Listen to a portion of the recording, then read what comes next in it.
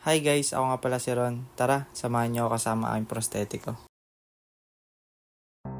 Naghahanap na nga pala ako ng pwede kong suotin pa uwi. Kaso nasuot ko na pala lahat ng damit ko. Mukhang uuwi yata ako ng nakabrave. Uy, bero lang. Buti na lang meron ng kuya. Kaya nang hiram na lang muna ako sa kanya. Salamat brother. Pagkahiram ko ng damit kay kuya, hiniwalay ko na nga rin pala yung mga marurumi kong damit. At baka bumaho lang ito pag pinagsama-sama ko. Syempre, bago po tayo kumain, huwag na huwag po natin kakalimutan ng magdasal bago kumain. Dahil biyaya po ito ng Diyos sa atin upang may makain tayo sa araw-araw. Tara guys, kain na po tayo. At dahil masarap yung ulam, hindi pwedeng hindi tayo mag-extra rice. Habang sinasalin ko yung kanin, naalala ko lang bigla, kailangan ko na nga palang mag-diet, kaya binalik ko na lang ulit.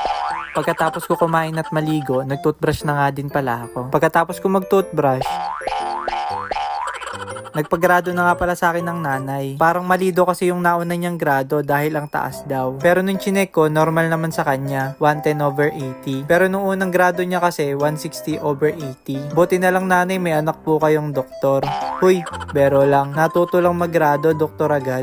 Naisipan na nga rin pala i-check ni nanay yung BP ko at baka daw mataas na yung dugo ko dahil ilang araw na daw kasi akong puyat kaya edit. Meta baka naman, paabuti mo na ako ng 5k followers. Uy, bero lang. Baka maawa sa akin si Meta tapos biglang gawin. Kiligin pa ako.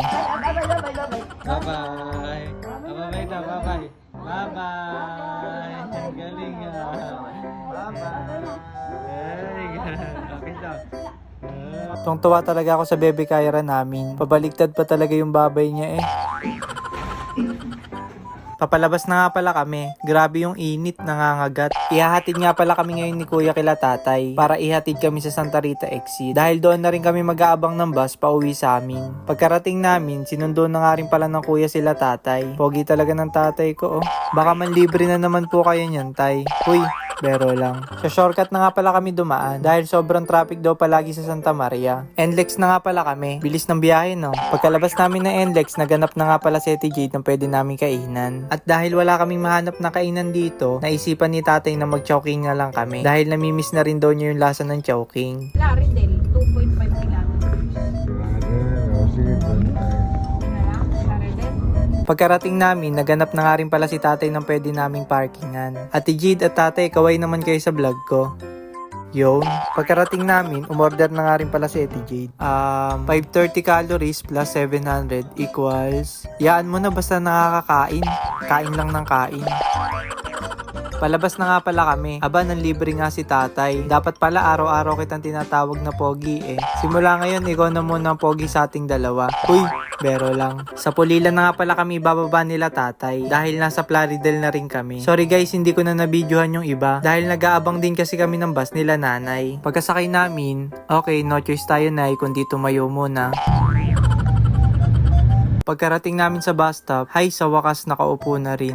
Shoutout nga po pala kay Kuya Mark, makasayaw na po ulit. Uy, bero lang. Miss ko na po yung pagpapractice nyo dito nila kuya sa bahay ng inang. Salamat po palagi sa pagsuporta at panonood nyo Kuya Mark. Mag-iingat po kayo palagi. Hay sa wakas Robinson Gapan na rin kami. Konting kembot na lang na nasa bahay na po tayo. Ang sakit na rin kasi ng pit ko kababiyahe.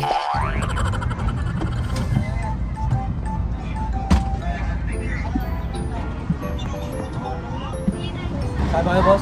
Saan tayo ba? Teka lang po, magkano po ba? Saan ba kayo doon? 300 doon.